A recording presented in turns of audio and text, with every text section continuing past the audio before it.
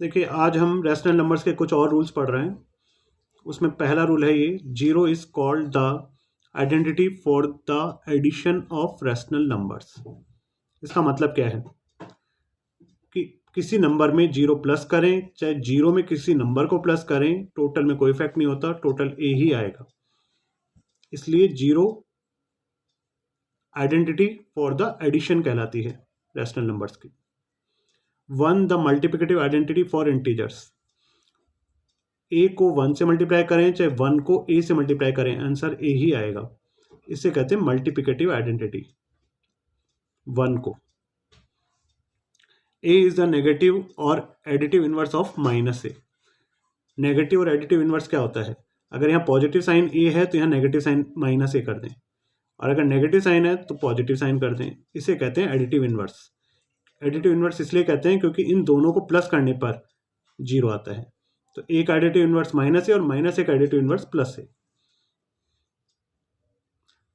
B upon ए का reciprocal वो होता है ए अपॉन बी, क्योंकि इन दोनों को मल्टीप्लाई करने पे वन आता है, इसलिए ए अपॉन बी का रेसिप्रोकल होगा बी अपॉन ए, और बी अपॉन ए का रेसिप्रोकल होगा ए अपॉन बी।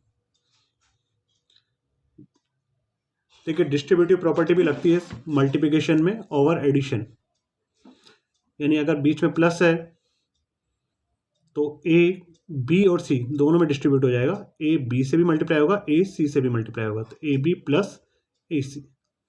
इसी तरह ये चीज़ नेगेटिव में भी लगती है। अगर ए को बी से मल्टीप्लाई करें ए बी, और ए को सी से मल्टीप्लाई करें ए सी। हम स्टार्ट कर रहे हैं। देखिए एक्सरसाइज 1.1।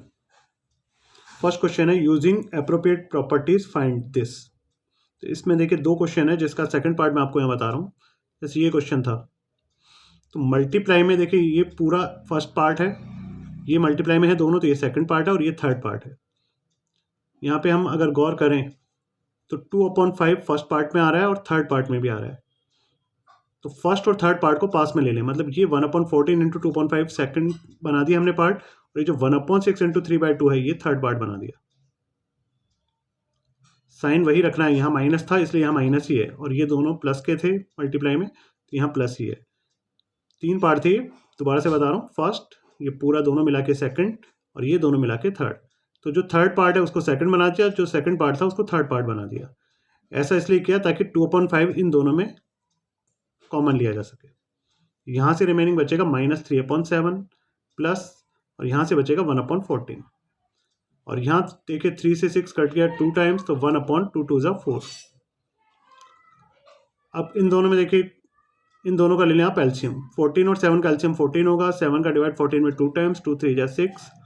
14 का डिवाइड 14 में 1 टाइम, 1 1 ज़ा 1। -6 + 1 ये हो जाएगा -5/14। तो 5 से 5 कट जाएगा, लेकिन ये नेगेटिव साइन बच जाएगा। इधर 2 से 14 7 टाइम्स, तो एक तो ये माइनस बच गया और ये 1 बच गया, तो -1 ऊपर और 7 नीचे।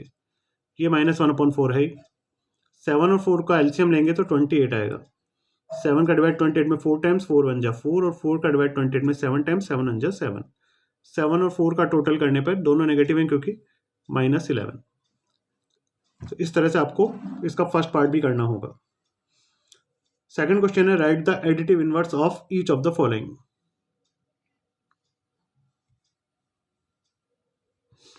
तो देखिए इसका एक पार्ट मैंने किया है, additive inverse of 2/8 is -2/8। Additive inverse में आपको बताया गया था कि अगर पॉजिटिव साइन है तो आप नेगेटिव साइन कर दें, और अगर यहाँ नेगेटिव साइन है तो इसे पॉजिटिव साइन कर दें। बस इतना ही करना है। थर्ड क्वेश्चन में, वेरीफाई दैट -(-x) = x। तो देखिए लेफ्ट, इसका सेकंड पार्ट मैं यहाँ बता रहा हूँ। लेफ्ट हैंड साइड लिए मैंने -(-x), तो माइनस ऑफ माइनस, और x की वैल्यू इस बार दी हुई है -13/17, ये वाली। ये दो माइनस तो ये हैं, तो वो दो माइनस तो ये हैं ही, और x की वैल्यू नेगेटिव है वो यहाँ पे लिखी है मैंने -13/17। तो माइनस माइनस हो जाएगा प्लस मल्टीप्लाई करने पर, लेकिन ये माइनस बाहर बच गया, ये फाइनली -13/17 बचा, और ये x की ही वैल्यू है जो क्वेश्चन में भी दे रखी है, तो इसका आंसर राइट हैंड साइड आ गई। और इस तरह प्रूव हो गया कि माइनस ऑफ -x जो है वो x के इक्वल होता है।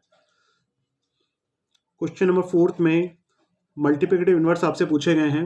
तो देखिए इसमें -5/8 इंटू -3/7 का मल्टीप्लिकेटिव इनवर्स बता रहा हूँ मैं आपको।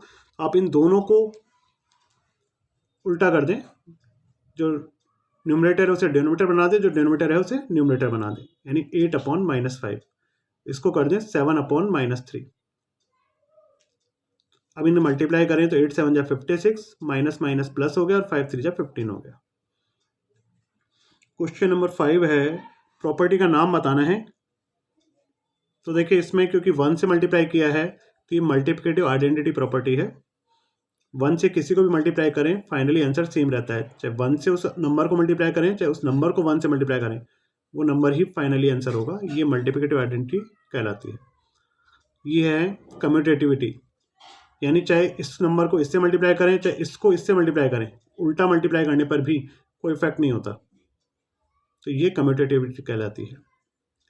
ये है मल्टीप्लिकेटिव इनवर्स, अगर इसके रेसिप्रोकल से इसको मल्टीप्लाई करें तो ये 1 आता है, तो ये नंबर इसका मल्टीप्लिकेटिव इनवर्स कहलाता है।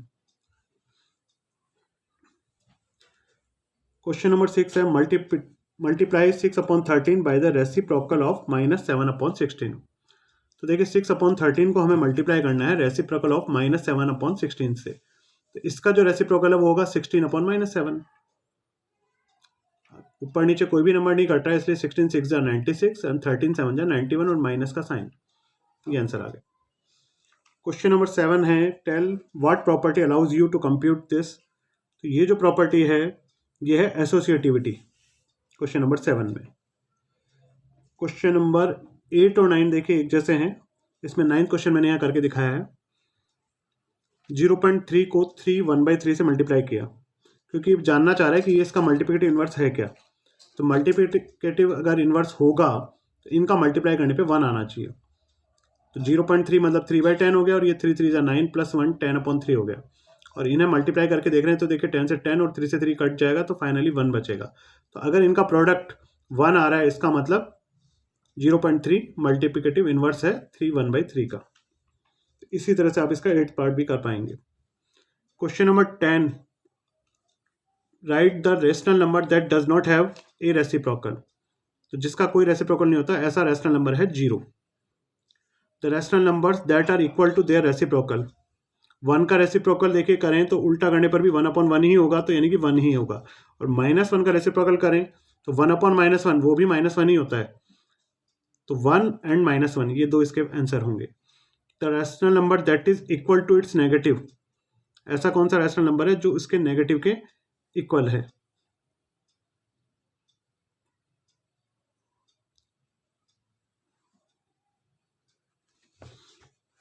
देखिए क्वेश्चन नंबर 10 के 3rd पार्ट में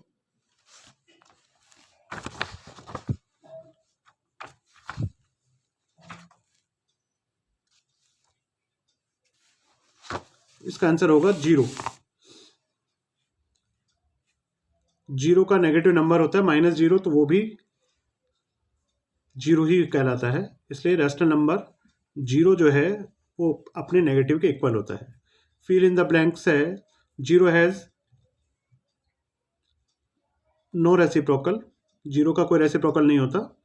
the numbers 1 and -1 are their own reciprocal. The reciprocal of -5 is 1/-5. Reciprocal of 1/x is equal to x. The product of two rational numbers is always a rational number. The reciprocal of positive rational number is reciprocal of a positive rational number is also positive. तो इस तरह से ये exercise 1.1 आज complete हो जाएगी, इसे complete करेंगे आप लोग।